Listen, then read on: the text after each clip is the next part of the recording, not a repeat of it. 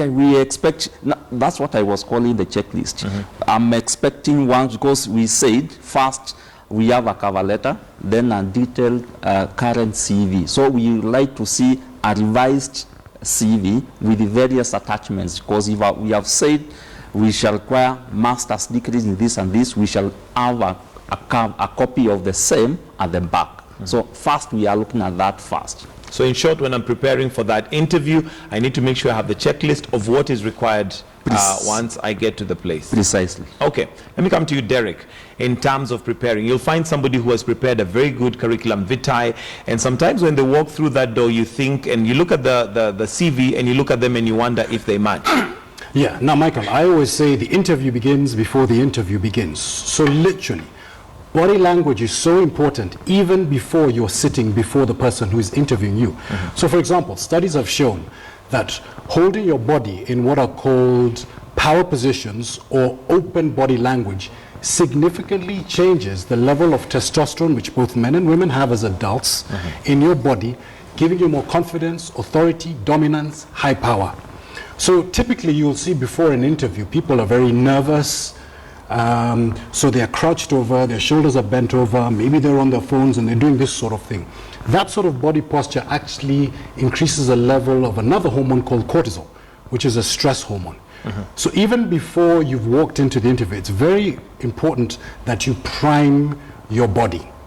And you can prime your body by expanding it. There's certain exercises that you can do.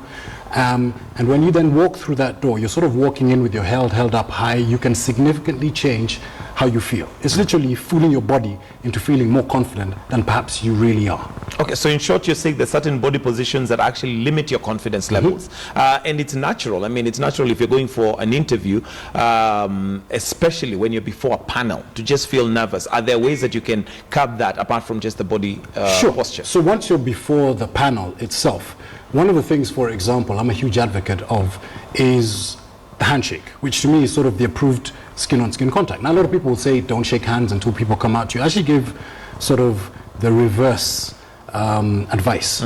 I say your handshake, for example, is a way of telling the person who is interviewing you that you are the correct person for this job. You're the only option. And of course, if that handshake is done right, because non-verbal communication and body language is something that we instinctively react to, it actually can give you a significant advantage.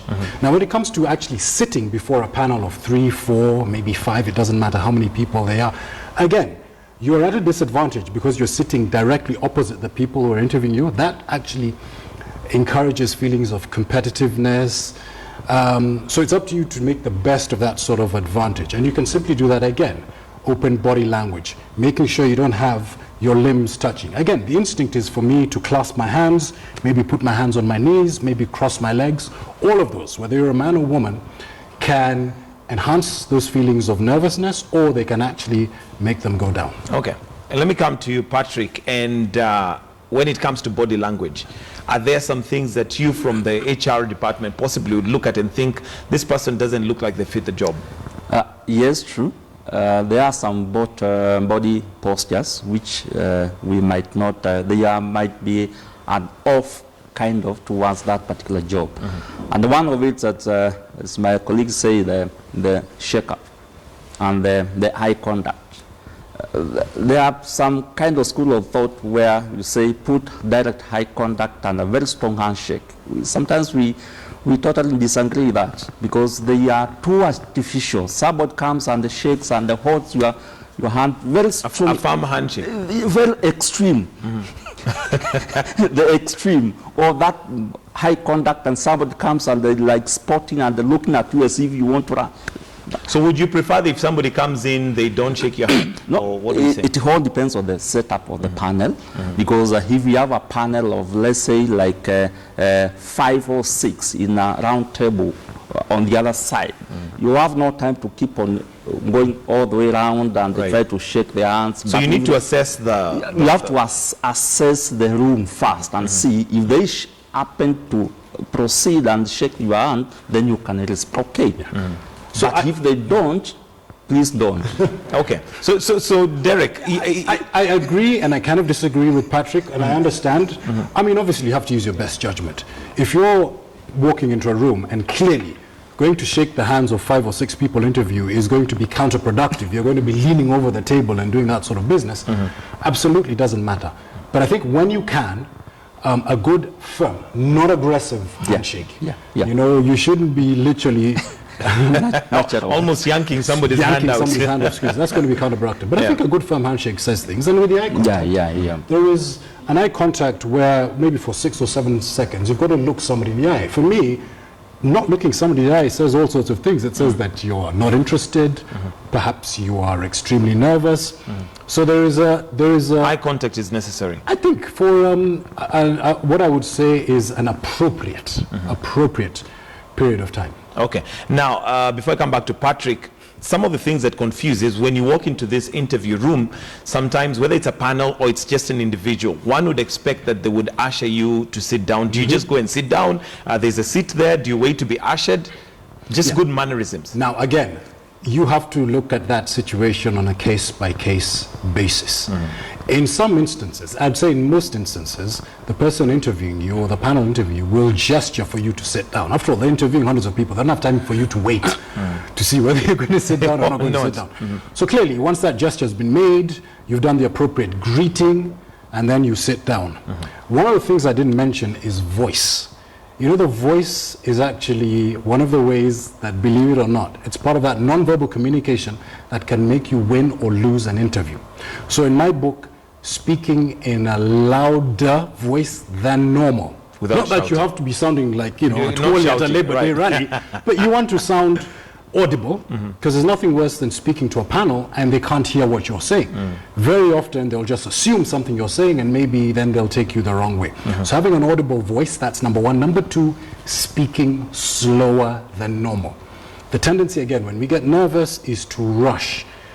And I listen to people speaking English and we speak English very fast. So sometimes, in fact, I would say most times, deliberately slow down and use what is known as vocal variety, where you emphasize certain words. So for example, if you're saying I was responsible for doing something in a previous job or something you did at university, that word responsible is a key word. That word should be highlighted and pronounced differently from the rest of the sentence. So these little things that you can do. Sounds like there's a whole lot that one needs to prepare. Let me come to you, Patrick. And in regards to now, there are times you go for an interview and you find the panel ask you questions that are not related to the job. They could just be general questions. One, what is the point of those questions? And secondly, what are they trying to fish out of me? Okay, sometimes you find the panelists might go beyond or away of the main focus of the discussion, that particular job. And there are reasons for that. One, some leadership skills, communication skills are well demonstrated if we tend to deviate from the normal questions which we assume you had prepared for. And that's why you might find, for example, a question like, imagine, suppose you are an animal, a wild animal. Tell us which animal would like to be. Why would somebody ask you a question like that? I mean, what are they trying to get out of me? Remember, in the beginning, a question might have come across like, give us your strengths or your leadership skills. So which animal in the world are you likely to align yourself to? And we need to see the connection in that. It's very much important.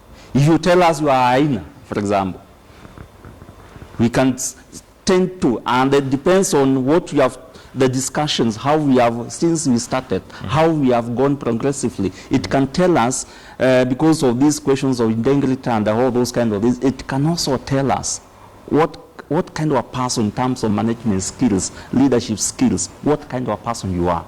So it comes at that point. Okay. Yeah. Derek, when it comes to speech and preparing for those questions that you don't even know, for instance, now if you walked into an interview room and they asked you which animal are you, you may not have prepared for that. How do you circumvent that and ensure that you still maintain your confidence level and don't fumble? Okay, well, the key word is preparation.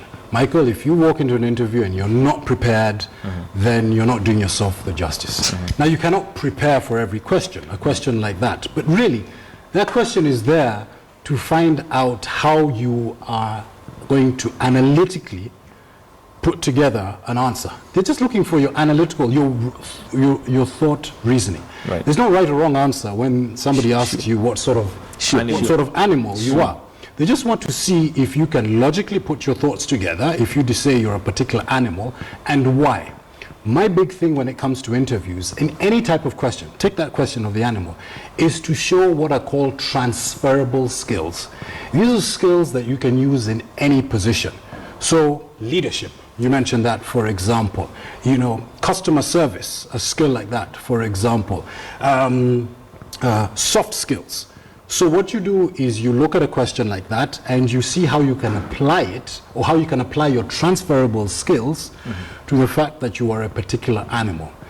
You do have to think on your feet. Right.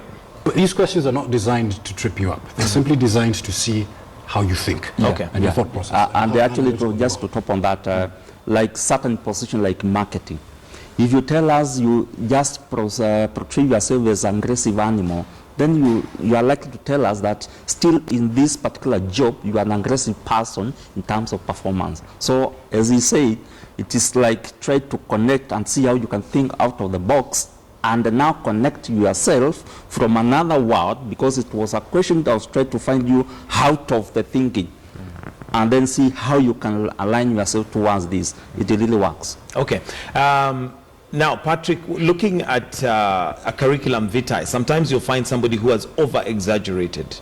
But you also have the other end of it, where they have a really good CV, a good resume, but they possibly lack the capacity and the ability to defend it. Mainly because they're nervous, or because they just didn't prepare well, or they thought it was going to be an interview with one person and find 6 people, and suddenly your mind sits on you. You're standing, but your mind sits on you.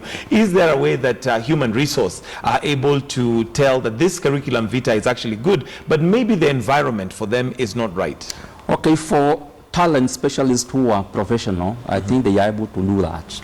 And once a person comes in, it is not the traditional, typical kind of hard questions whereby you think you ask a question and the candidate is not able to answer until then that's when you say you had a tough interview. No. It has changed to a scenario whereby you leave the candidate at ease, such that as you try to explore the points from these particular candidates, they just flow freely. And we are able to get the best out of this person. And that's what we say, let the atmosphere be so friendly to this particular person, such that as you progress, because we discourage a situation whereby I'm interviewing Mike, and then out of the interview, Mike is able to remember something which was supposed to be shared with me. Remember, at the interview, I'm also learning, as you are also learning.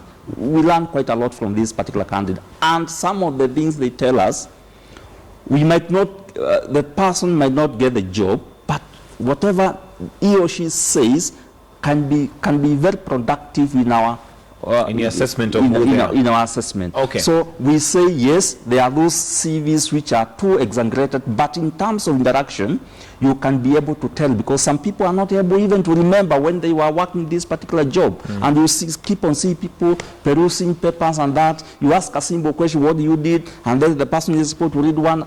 That is a case of not authentic work. Okay.